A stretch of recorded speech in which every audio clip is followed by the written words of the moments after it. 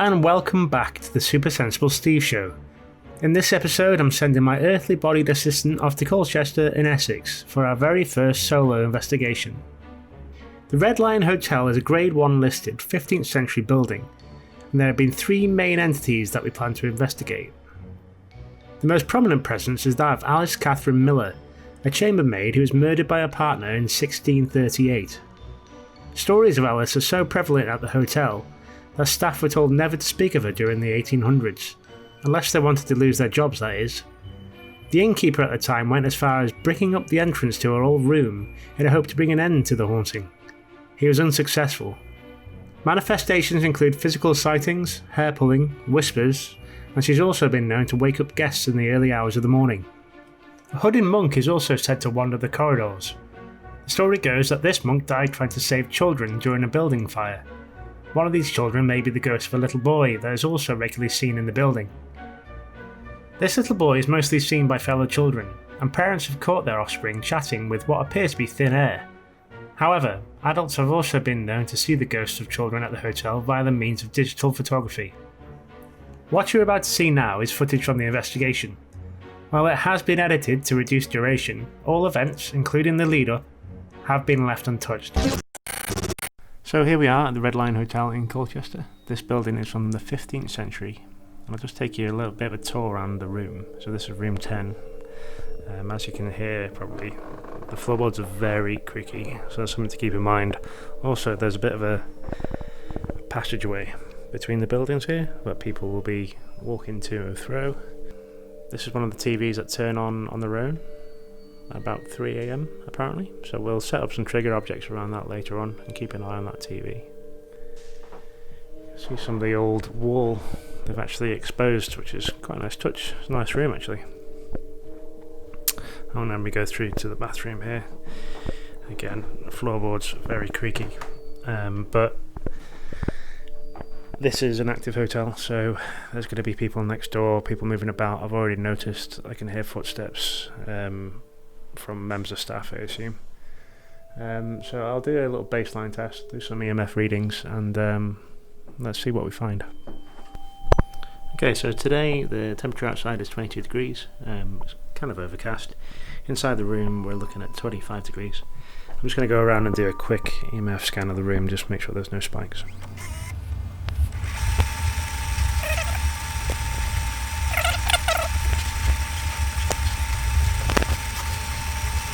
Okay, so unless my meter's broken, all seems pretty clean. Okay, so we're just going to do some checks for any drafts, any weird cold spots. The laser thermometer is reading a little lower than the EMF meter, but I'd trust this over that. This is a dedicated unit. So around the window, so we get some cooler temperatures, but there's no serious drops. There are no weird drops, I'd say.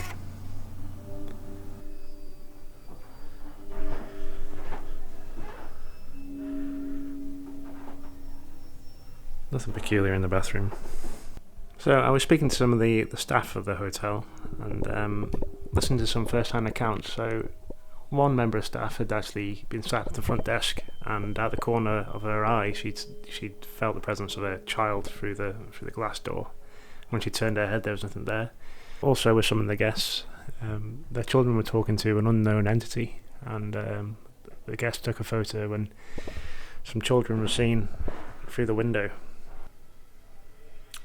Also, the staff members seen Alice, the famous apparition here, in the restaurant area. Unfortunately, the restaurant area is closed off for COVID precautions, but Alice has also been seen in 5, 6 and 10, and this is room 10. There's this creepy little door over here in this corner. I have no idea what that's for. Can't turn the handle. So the TV, let's just check we haven't got a malfunctioning remote control. No odd self button pressing.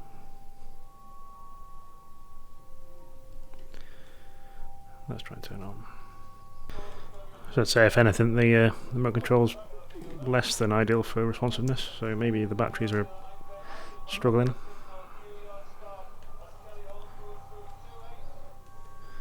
Seems to turn on and off though. So the remote seems to be working fine. Let's just check there isn't a timer. Time sub. Sleep timer is off. I don't think they do timers to turn TVs on, to be honest, but so from what I can tell, there's no timer to turn this TV on. So I'll set this up as a trigger object later on, and let's see if we can get anything strange. So just chilling out in the bed, waiting for everything to go dark. And I've noticed, like kind of up there's like a consistent creaking, and something to be aware of later on. And if someone walks down the corridor outside the room, you can hear for sure.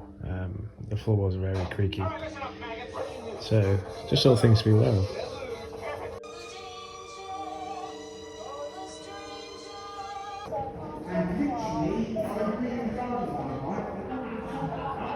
There's an example of the locals there. Just something to keep in mind. Okay, so it's now 5 minutes past 1 in the morning. Everything's started to calm down a bit. It's a bit quieter, and I think it's about time to start the investigation. So I'm going to be speaking in a hushed voice, just because it is an active hotel, and I don't want to wake anyone up. But what I've done here, I've actually set the remote up as a trigger object there. Let's see if there's any movement. There's also a light sensor over here, so if there's any movement, that should give us a signal. And I've got a locked off GoPro, just keeping an eye on things. So next up, I'm gonna have a bit of a one-man seance, should we say. So I've got a trigger object on the floor here, like a ball, EMF meters, thermometers, etc. I'm going to try and communicate with some of the spirits here. So without further ado, let's go lights out.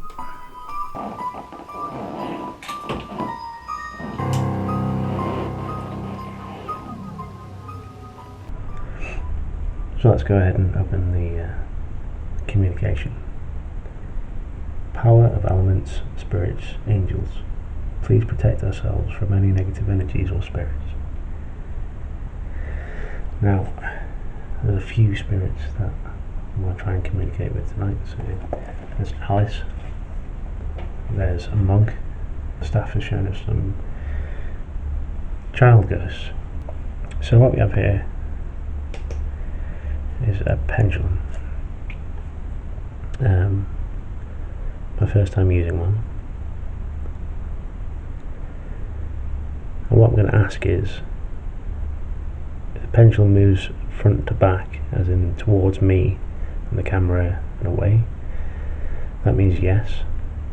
And if it moves from left to right, that means no. So I'm going to call out to whoever spirits in this room. Would you like to make yourself known? So could you use the pendulum?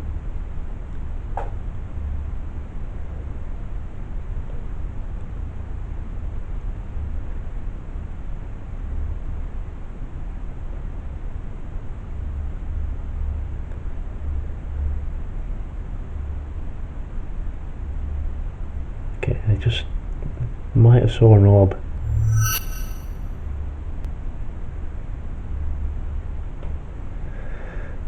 Plenty of creeping around. Sorry, my arm is knocked out then.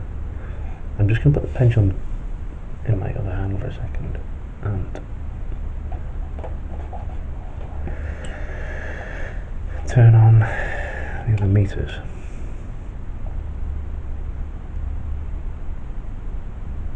Okay, that reflection might have been actually some reflection off the shininess of the pendulum. Is that Alice? Alice, are you there? Is it the monk? Or is it the children? In front of me there's a red ball. If you want to touch that or make that move.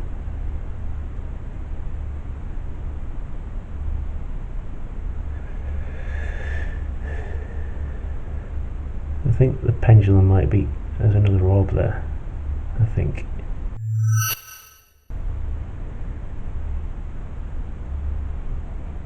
Okay, so that's interesting because I took the pendulum away, and in reflection from light reflecting back from the shininess of the pendulum back to the screen would be discounted.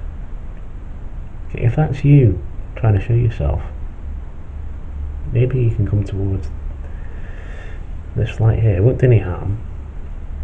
It just helps me understand that you're here. Or do you want me to bring the pendulum back out? Will that help you? So I've also heard that you might like to turn the TV on. If you want to turn the TV on, be my guest. Or if you want to turn it on later tonight, that's fine by me too.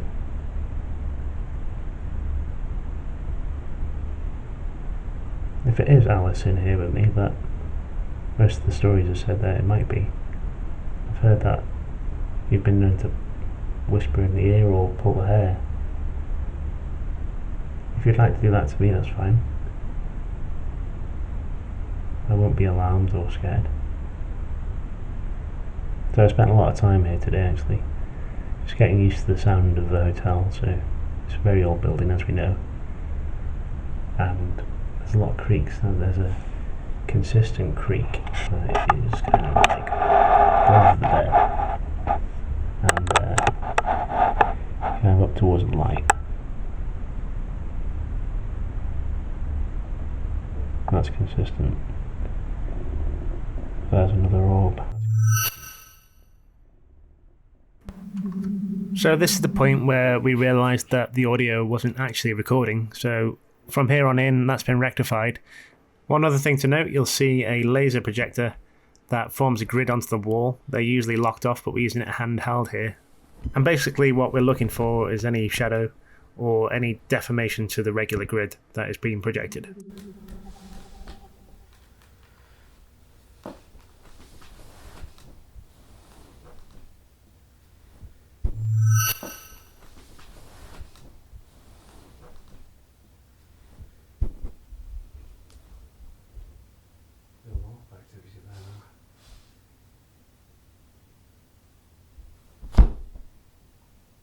Just moved on the bed or...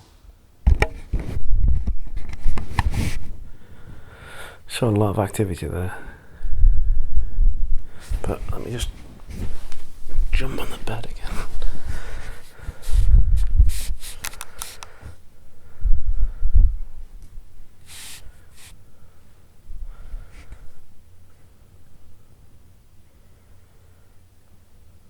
What strange. I'm going to use the laser pointer again.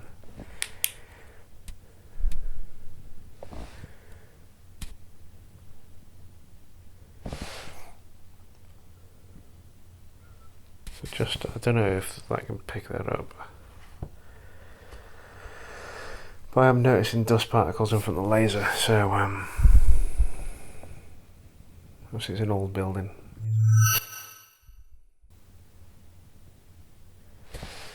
Yeah, the amount of dust particles showing up in front of the laser pointer is quite substantial. You can't probably pick that up. The red ball's on the table over there by the TV.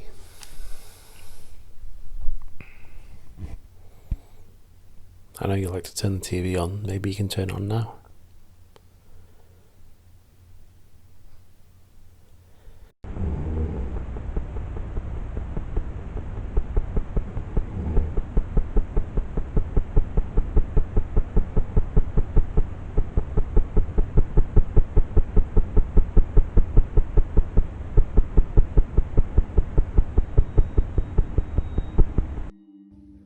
Okay, so it's now in the morning. I think the locked off camera on the trigger objects went off around 3:30.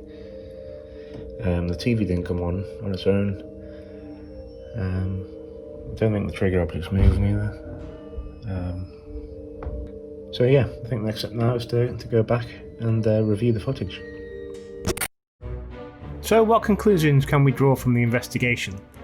Many light anomalies were seen on the infrared camera, almost seeming to interact with what was being said at the beginning of the investigation.